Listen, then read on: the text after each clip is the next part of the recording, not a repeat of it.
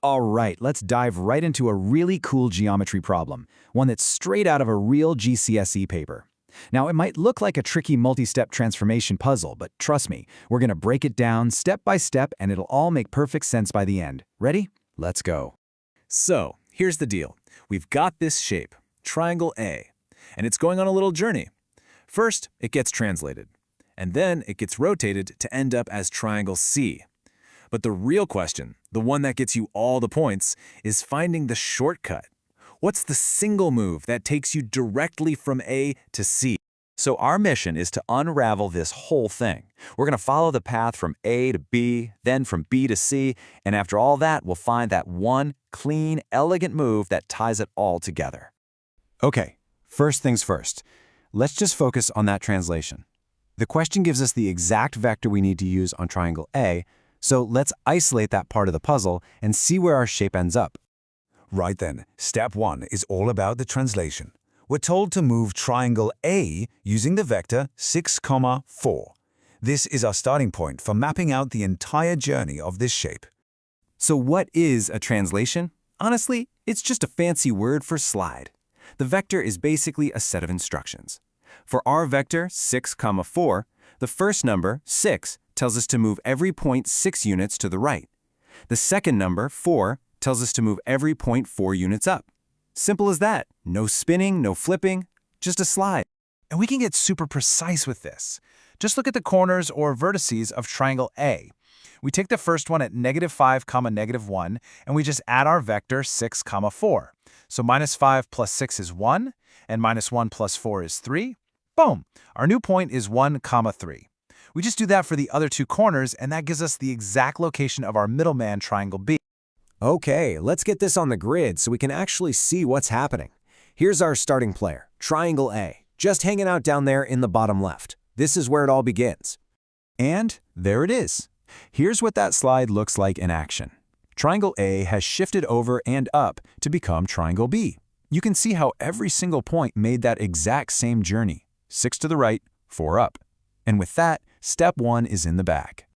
All right, on to part 2, the rotation. We need to spin triangle B 90 degrees clockwise. Now here's the catch, and this is a classic exam trick. We're not spinning it around the origin, 0, 0. Nope, we're rotating it around this other point, 1, 2. But don't you worry, there's a solid method for this. Now, in a real exam, honestly, tracing paper is your best friend here. It's fast and easy. But if you want to do it mathematically, here's the game plan. You figure out the journey from the center of rotation to one of the corners. Then you rotate that journey 90 degrees and see where you end up. Let's see what that looks like.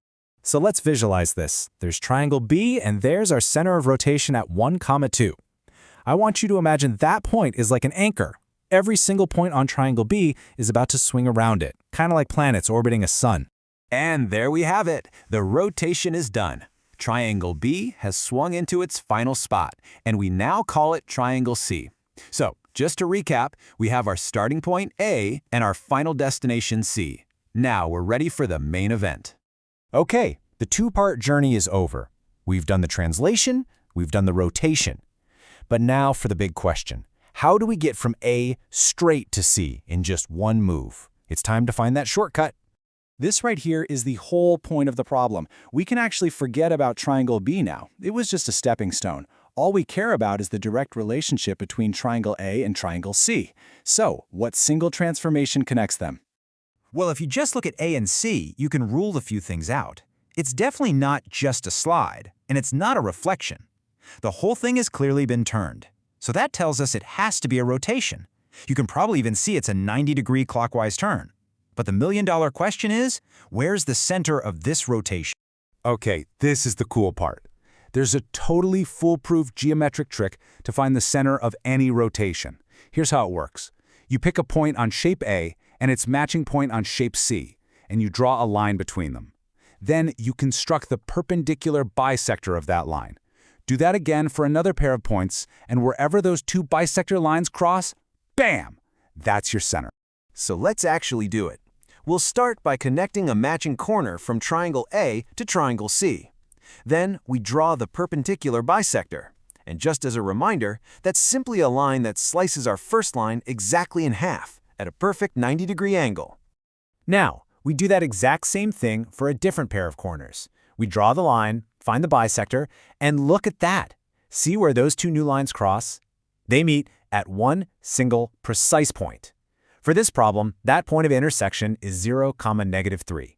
And just like that, we found our center of rotation. So, we've got all the ingredients. We know it's a rotation, we know the angle and the direction, and now we know the center.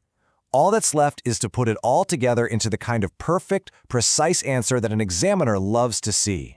And here it is, the full marks answer. You'd write, rotation, 90 degrees clockwise about the point 0, -3. It's short, it's sweet, and it has every single detail required to get the job done. So just burn this checklist into your brain. For any rotation question, you need to state 4 things. What is it? A rotation. How much? 90 degrees. Which way? Clockwise. And where from? The center of rotation, 0, -3. Miss any one of those, and you're likely dropping marks. And that is how you crack this puzzle. But hey, here's a little something to chew on for later. The problem had us translate first, then rotate. What do you think would happen if you did it the other way around? If you rotated triangle A first and then applied the translation, would you still end up in the same place?